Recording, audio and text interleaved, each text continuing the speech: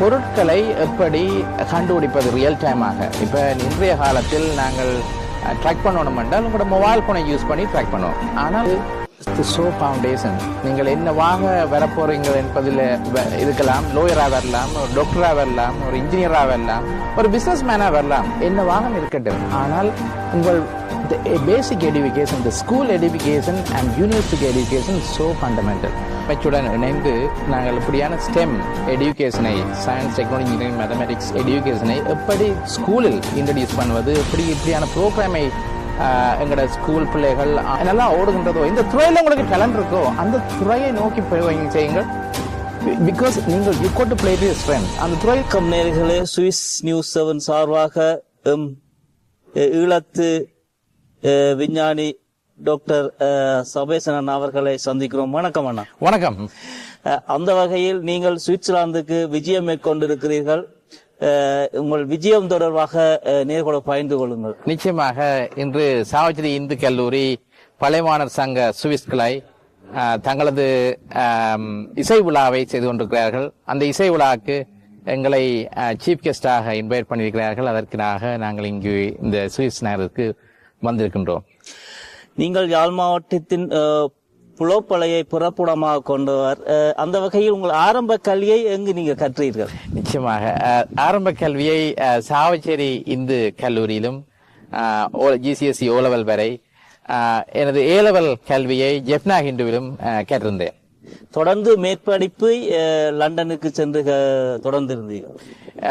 S. So மொரட்டோ யூனிவர்சிட்டிக்கு எனக்கு admission கிடைத்திருந்தாலும் Sheffield என்ற யூனிவர்சிட்டியில் யூகேயில் எனது அண்டர் கிராஜுவேட்டை நிறைவேற்றி கொண்டு அதன் பிறகு கேம்பிரிட்ஜ் யூனிவர்சிட்டி என்ற யூனிவர்சிட்டியில் யூகேயில் எனது PhD பட்டத்தையும் நிறைவேற்றி கொண்டிருந்தேன்.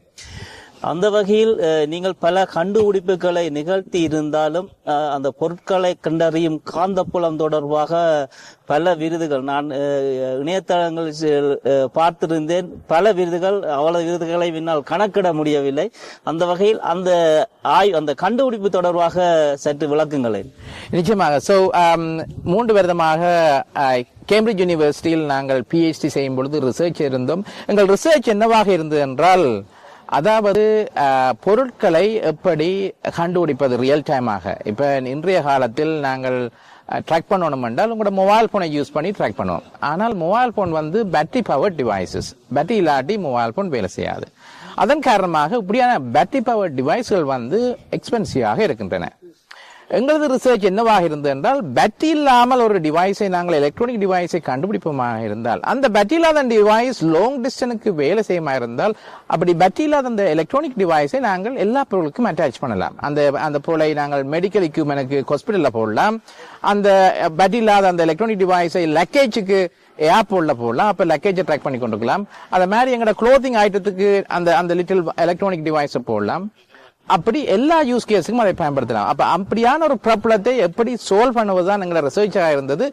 இனிஷியல் ரிசர்ச் ஸ்டேட்மெண்ட் என்னவாக இருந்தென்றால், லோஸ் லக்கேஜ். நாங்கள் எல்லாரும் டிராவல் பண்ணியிருப்போம். நாங்கள் டிராவல் பண்ணிக்க சில நேரம் எங்களோட லக்கேஜ் வந்து மிஸ்ரூட் அப்படும், சில நேரம் லொஸ் ஆயிரும். இப்போ லோஸ் லக்கேஜ் டிபிக்கலி கோஸ்ட் பண்றது எவ்வளவுண்டா $400 million every year to airlines. ஏர்லைன்ஸுக்கு £400,000 கோஸ்ட் பண்ணுது. ஏனென்றால் உங்களோட லக்கேஜ் டிலே ஆயினா இல்ல மிஸ்ரூட் பண்ணா நீங்கள் காம்பன்சேஷன் கிளைம் பண்ணலாம். அதை எப்படி சால்வ் பண்றது என்பதுதான் எங்களது இனிஷியல் ரிசர்ச்சா இருந்தது. ஸோ 3 வருஷத்தில் ரிசர்ச்சை செய்து கேம்பிரிட்ஜ் யூனிவர்சிட்டியில் ஒரு இப்படியான ஒரு நியூ இன்வென்ஷனை கண்டுபிடித்து, அந்த நியூ இன்வென்ஷன் மூலம் இன்று அந்த எலக்ட்ரானிக் டிவைஸ் வந்து லாங் டிஸ்டன்ஸ்ல வேலை செய்யும். இன்று எங்களது டிவைஸ் வந்து 20 மீட்டர் ரேஞ்சுக்கு வேலை செய்யும். இப்ப நீங்க வைஃபை எடுத்தீங்க என்றால், உங்களோட வீட்டு அநேகமான வீட்டை வைஃபை இருக்கும். உங்களோட ஏர்போர்ட் போனீங்கன்னா வைஃபை இருக்கும். அந்த வைஃபை ஃபுல்லா கவரேஜ் வேணும்னா என்ன செய்யறோம், எவ்ரி 20 மீட்டர் அந்த வைஃபை ஆக்சஸ் பாயிண்டை போட்டு வைத்திருப்போம்.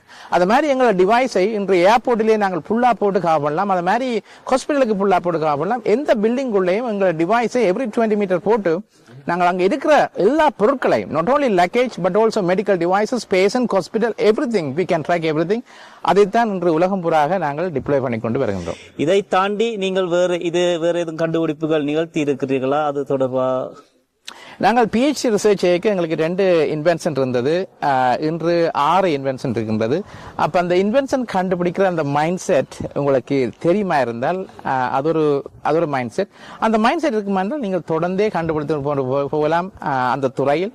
அப்ப இன்று இந்த துறையில் நாங்கள் 6 டிஃபரெண்டான கண்டுபிடிப்புகளை இந்த வயர்லெஸ் கம்யூனிகேஷன்ல செய்து கொண்டிருக்கின்றோம்.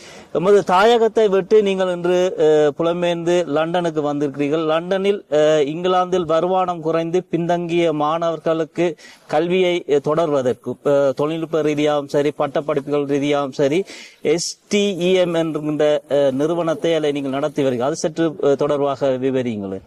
நிச்சயமாக எஜுகேஷன் என்றது ஃபவுண்டேஷன்.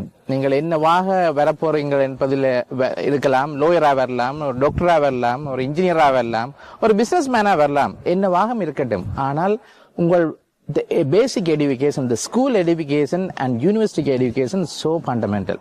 அப்படி ஒரு நல்ல ஒரு அழகான ஒரு ரவுண்டட் எஜுகேஷன் உங்களுக்கு இருக்குமா இருந்தால் உங்கள் ப்ரொஃபஷனல் லைஃப் மட்டுமில்லை, உங்கள் வாழ்க்கை கூடி சிறப்பாக இருக்கும் என்ற அப்படியோட ஒரு மெச்சூரிட்டி உங்களுக்கு வரும். அப்படியான எஜுகேஷன்ல நாங்கள் ப்ரமோட் பண்றது என்னென்றால் ஸ்டெம் எஜுகேஷன் என்று சொல்லுவோம். Science, engineering, technology and mathematics.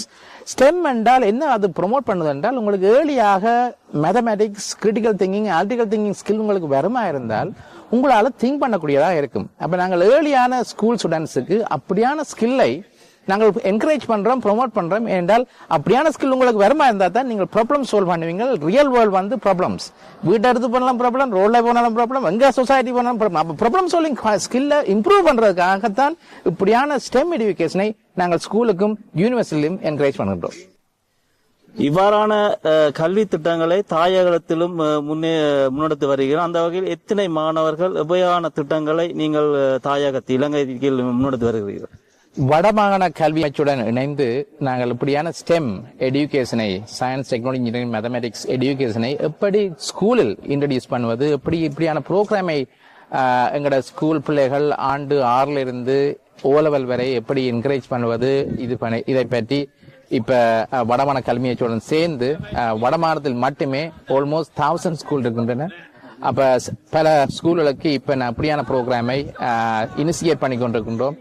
இனிஷியலா ஒரு பைலட் ப்ரோக்ராமாக ஸ்டார்ட் பண்ணுவதற்கு ப்ரப்போசல் செய்து கொண்டிருக்கின்றோம். பைலட் ப்ரப்போசல் சக்சஸா வரும் என்றால் வடமாநிலத்தில் எல்லா ஸ்கூலுக்கும் இது போய் அடைய வேண்டும் என்றுதான் எங்களது ஆசை, எங்களது வேண்டுகோள். இதுவரை ஒரு 20 ஸ்கூலுக்கு கிட்ட விசிட் பண்ணி இருக்கின்றேன் பர்சனலியாக. அங்க பிள்ளைகளுக்கு இப்படியான ஒரு என்கரேஜ்மெண்ட், ஒரு இன்ஸ்பிரேஷன் வர வைப்பதற்காக. அதிலிருந்து அடுத்த ஸ்டேஜுக்கு இப்ப ஸ்டெம்மை போவதற்கான சிச்சுவேஷனை இப்ப செய்து கொண்டிருக்கின்றோம். அந்த வகையில் சுவிட்சர்லாந்திலும் பல ஈழத்து பிள்ளைகள் இருக்கிறார்கள். அவர்களும் ஆய்வு தொடர்பாக அல்லது இந்த கண்டுபிடிப்புகள் தொடர்பாக தங்களோடு தொடர்பு கொள்ள வேண்டும் என்றால் நீங்கள் உதவ தயாராக இருக்கிறீர்களா? நிச்சயமாக. சுவிட்சர்லாந்து மட்டுமில்லாக புலம்பெயர்ந்த மக்கள் எங்கே இருந்தாலும், ஜெர்மனி, பிரான்ஸ், கனடா, அமெரிக்கா எந்த நாளில் இருந்தாலும் தொடர்பு கொள்ளலாம் என நீங்கள் லிங்க்டினுக்கு போனீங்க என்றால் சபேசன் சிதம்பரநாதன் என்ற பெயரில் லிங்க்டில் இருக்கின்றேன். அது மட்டுமில்லாமல் பேஸ்புக்லேயும் நீங்கள் ரீச் பண்ணலாம், சபேசன் சிதம்பரன் என்ற பெயரில் இருக்கின்றேன். அப்படியே உங்கள் சோசியல் மீடியாவில் நீங்கள் இல்லாட்டி பர்சனலாய் என்ற university, Cambridge university email address சொல்கின்றேன், ss740@cam.ac.uk. அதிலையும் நீங்கள் ரீச் பண்ணலாம் என ரீச் பண்ணுங்கள். உங்களுக்கு ஏதாவது ரிசர்ச் சம்பந்தமாகவோ அல்லது இனோவேஷன் சம்பந்தமாக அல்லது ஒரு அட்வைஸ் தேவைப்பட்டால் நிச்சயமாக more than happy to help you. நீங்கள் கிட்டத்தட்ட நாங்கள் நினைக்கிறோம் ஒரு 25 அவார்டுகள் பிரித்தானிய அரசர் உட்பட உலக இளம் கண்டுபிடிப்பாளர்களுக்கான விருது, தகவல் தொடர்பான விருது, உலக பொறியியல் சிறந்து உலகங்களுக்கான விருது என்று பல விருதுகள் இணையதளங்களில் கொட்டி கிடக்கின்றன. கிட்டத்தட்ட உண்மையில் எத்தனை விருதுகளை நீங்கள் வென்றிருக்கிறீர்கள், கிடைத்திருக்கிறது? நீங்கள் சொன்ன மாதிரி பல விருதுகள் கிடைத்தன. அதையெல்லாம் கடவுள் தந்த பாக்கியம் என்று சொல்ல வேண்டும். வந்த பாதையில் எங்களுக்கு நல்ல ஒரு எஜுகேஷன் கிடைத்தது. சாவிஜர் ஹிந்துவிலேயோ, ஜெஃப்னா ஹிந்துவிலேயோ, அதற்கு பிறகு கேம்பிரிட்ஜ் யூனிவர்சிட்டியிலேயோ கிடைத்த எஜுகேஷன் தான் எங்களை இந்த நிலைக்கு மாற்றியது. அந்த ஒரு எஜுகேஷன் எங்களை கேம்பிரிட்ஜ் வந்தது எங்களை கம்ப்ளீட்லி டிரான்ஸ்ஃபார்ம் பண்ணது. கேம்பிரிட்ஜ் யூனிவர்சிட்டி போய்க்கு ஒரு நார்மல் நர்வஸ் ஸ்டூடெண்டாக இருந்தேன். கேம்பிரிட்ஜ் யூனிவர்சிட்டியிலிருந்து 3 வருஷம் வந்த பிறகு Cambridge university change me completely. அப்படியாக சேஞ்ச் பண்ணதான் இன்று இப்படியான ரிவோர்ட்களை எனக்கு பல நீங்க சொன்ன மாதிரி பல ரிவோர்ட்களை UK மட்டுமில்லை இன்டர்நேஷனல் லெவலையும் கிடைத்திருந்தது. தேங்க்யூ. புலம்பெயர்ந்த தேசத்தில் பிறந்து வளர்ந்து வாழ்கின்ற இளம் தலைமுறைக்கு நீங்கள் ஏதும் கருத்து கூற விரும்புகிறீர்களா? நிச்சயமாக. இந்த கரண்ட் சிச்சுவேஷன் என்னவென்றால் ஆர்டிபிஷியல் இன்டெலிஜென்ஸ் உலகத்தையே மாற்றிக் கொண்டிருக்கின்றது. சோசியல் மீடியா மற்ற பக்கத்தில் உங்களை டிஸ்ட்ராய் பண்ணி கொண்டிருக்கிறது. அப்ப இப்படியான இந்த சிச்சுவேஷன்ல கரண்ட் ஜெனரேஷன் ஷைன் பண்றது நோட் ஈஸியான விஷயம். டிஸ்ட்ராக்ஷன் ஒரு பக்கம், மற்ற பக்கம் ஜொப்பை ஏஐ எடுத்துக்கொண்டிருக்கின்றது. அப்ப இந்த நேரத்தில் நீங்கள் நிச்சயமாக பாடசாலை படிக்கும் காலங்களில் உங்கள் போக்கஸ் எங்க இருக்கணும்னா சோசியல் மீடியால இல்ல, உங்களோட போக்கஸ் படிப்பில இருக்கணும். சோசியல் மீடியா திருப்பி வரலாம். சோ இப்ப இந்த வாட்ஸ்அப், ஸ்னாப்சாட், இன்ஸ்டாகிராம், டிக்டாக் அதெல்லாம் பாக்குறத விட்டுட்டு நீங்கள் ஸ்கூல்ல படிக்கிறீங்கன்னா பாடத்துல எஜுகேஷன்ல போக்கஸ் பண்ணுங்க, நல்ல ஒரு பவுண்டேஷனை எடுங்க. அதுதான் உங்கள் வாழ்க்கையே தீர்மானிக்க போகின்றது. அதுல இருந்து யூனிவர்சிட்டி போங்க. யூனிவர்சிட்டி போய்க்க வேணுமென்றால் சோசியல் மீடியா ஒரு கொஞ்ச நேரம் பாருங்கள். அதுக்காண்டி 6 மணி நேரம் ஒரு நாளும் வாழ்க்கையில சோசியல் மீடியால இருந்தீங்கன்னா உங்கள் வாழ்க்கையே அது டிஸ்டர்ப் ஆயிடும். சோ யூனிவர்சிட்டி போய்க்க உங்களுக்கு எந்த துறையில நல்லா ஓடுகின்றதோ, இந்த துறையில உங்களுக்கு டேலண்ட் இருக்கோ அந்த துறையை நோக்கி செய்யுங்கள். பிகாஸ் நீங்கள் you code to play to your strength. அந்த துறையில நீங்க போவீங்களா இருந்தால் அந்த துறையிலேயே ஒரு நல்ல வேலை எடுத்து அந்த துறையிலேயே நல்ல ஒரு வாழ்க்கையை கொண்டு உங்கள் வாழ்க்கை அழகா இருக்கும். சோ இன் நட் செல் உங்கள் டேலண்டை ஃபாலோ பண்ணுங்கள். இந்த சோசியல் மீடியாவை கொஞ்சம் குறையுங்கள்.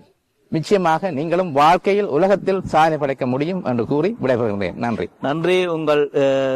உங்கள் கருத்தையும் ஆழமான சிந்தனையும் எங்கள் இளம் தலைமுறை தொடர்பான அக்கறையும் இந்த கருத்தூடாக வெளிப்படுகிறது. அந்த வகையில் தொடர்ந்தும் நீங்கள் எங்கள் இளம் தலைமுறைக்கு உங்கள் கருத்துக்களையும் ஆக்கபூர்வமான செய்திகளையும் வழங்கிக் கொண்டிருங்கள். அதுதான் உற்சவமாகவும் அவர்கள் சிறந்த ஒரு எதிர்கால தலைவர்களாகவும் உருவாக்கும் என்று நியூஸ் 7 சார்பாக கேட்டுக்கொள்கிறோம். நிச்சயமாக செய்கின்றோம். Thank you for the opportunity. நன்றி. எமது விரிவான செய்திகளை www.swissnews7.com என்ற இணையதளத்தில் நீங்கள் பார்வையிடலாம்.